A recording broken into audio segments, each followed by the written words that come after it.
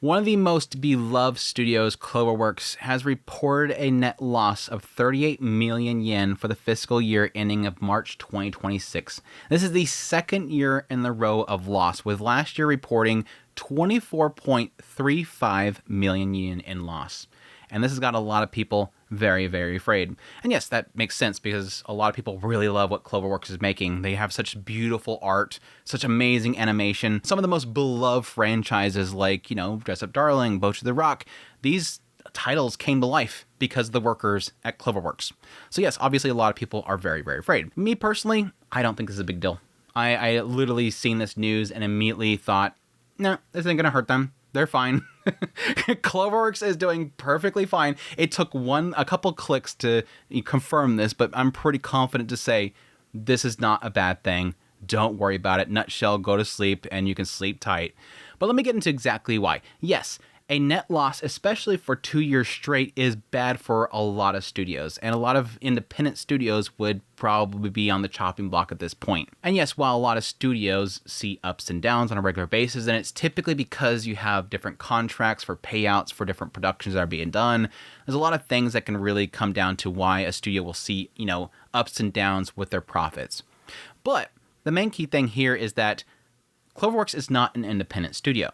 So they can have these losses and be perfectly healthy. They have their parent company to sort of be there to help them out with these situations. And yes, you can look at the parent company to see if possibly these net losses is just a way of shifting around money. Yes, some people can claim just to get around taxes, whatever. But my key thing here that I want to point out to people to show that this is not a bad thing is to look at who owns CloverWorks. If we look over here, CloverWorks, its parent company is Aniplex. I think most people probably already knew that. I just want to show it here for those that don't know. Their parent company is Aniplex. Who is Aniplex? Aniplex is one of the biggest production studios for anime. And yes, they're owned by Sony. And Sony owns Crunchyroll.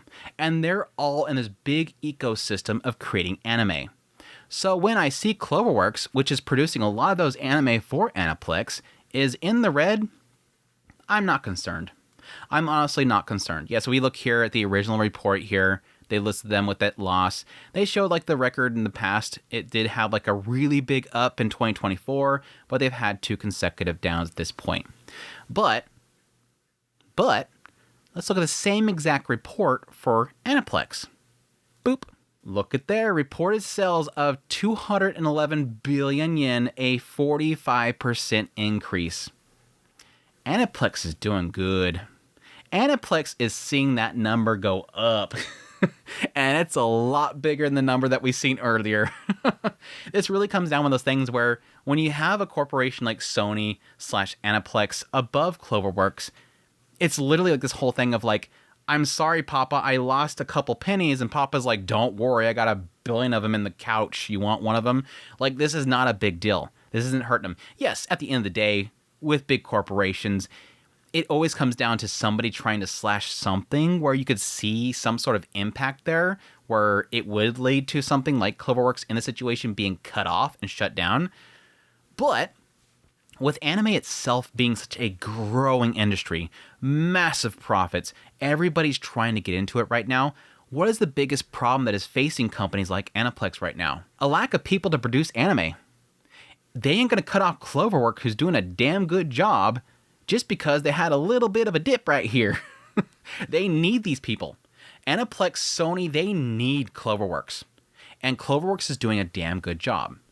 And yeah, it can come down to the idea that you could say, well, even with CloverWorks being under Aniplex, if they're not doing their job properly, corporations will shut down their subsidiaries. They will cut them off. But let's look exactly what CloverWorks is making. Why is CloverWorks in that deficit? What are they producing? Who could possibly not be paying them enough? Let's look. Let's look at what CloverWorks has been working on for the past few years. Let's go through this. Fragrant Flower Blooms, Dress Up Darling, Rascal, Windbreaker, Black Butler. Let's see what else here we got. Guild Receptionist, Elusive Samurai, Boat to the Rock. Yeah, but that's Boat to the Rock, right? Windbreaker, again, Black Butler. Let's see. I think that's good. Let's look at who has, again, because CloverWorks is just a studio. They just animate stuff. They produce the anime. They make the animation and all that kind of stuff, and they give it to the production committee whoever is like essentially paying them to make the animation. The people that own the property, the people that license out the anime, yada, yada, yada. Who had CloverWorks make Fragrant Flower Blooms? Aniplex. There you go. Who made CloverWorks make Dress Up Darling? Aniplex. Who made CloverWorks do Rascal? Aniplex. You're seeing a pattern here, right? I'm not gonna. Do I need to go through all these? It's always Aniplex. Aniplex is, because it's a subsidiary, literally CloverWorks exists to serve its parent company, Aniplex.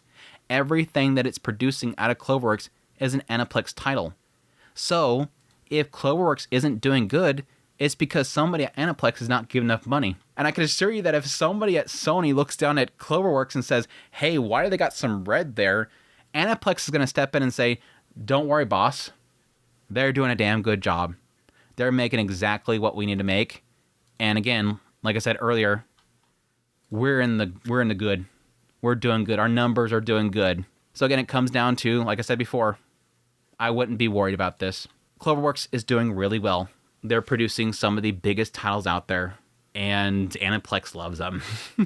Aniplex really, really loves them because it's making them a lot of money. Yes, technically a lot of that profits with Aniplex, I have to clarify here, is things like, you know, fake random order, it's video games, stuff like that. They don't just do anime production.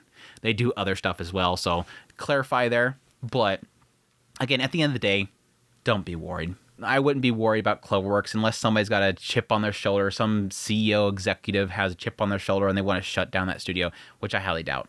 But yes, that's my opinion on there. I'm not like a financial expert, but just based on my knowledge of how these businesses run, that's pretty much my guess. That's my temp check there. Additionally, something else to dispel here that I kept seeing people bring up when this whole announcement came out was that a lot of people were saying, with CloverWorks producing some of these big titles, why wouldn't they be getting all that money? Where's that money going to?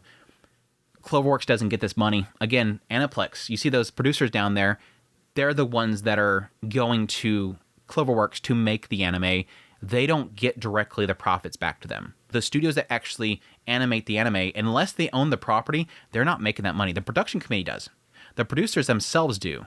So keep that in mind whenever this stuff kind of comes up. Yeah, Spy Family is extremely popular, and it probably sells some crazy merch and everything, Anya plushes or whatever, but these people make that money, not CloverWorks. CloverWorks makes none of that money. So you have to keep that stuff in mind whenever you look at these numbers. So anyways, that's, again, my take on the whole situation. Hopefully this dispels some fears for some individuals around this, because I know that a lot of people love CloverWorks. I love CloverWorks. It's one of my favorite studios. A lot of the stuff that they produce under their wing is... I was literally looking... I was literally looking at the OP of this one here recently. Yes, technically this is partly Trigger, but they have a lot of really beloved titles underneath them. I know a lot of people would hate to, you know, see that quality never kind of reproduced. Now, granted, yes, different directors and animators will kind of shift around in these studios, but it still kind of feels like a pedigree at this point with the kind of quality that kind of comes to the studio. So anyways, again, hope you guys enjoyed this video. Hope you found it informative. If you did, hit the like button below. Till next time, y'all take care.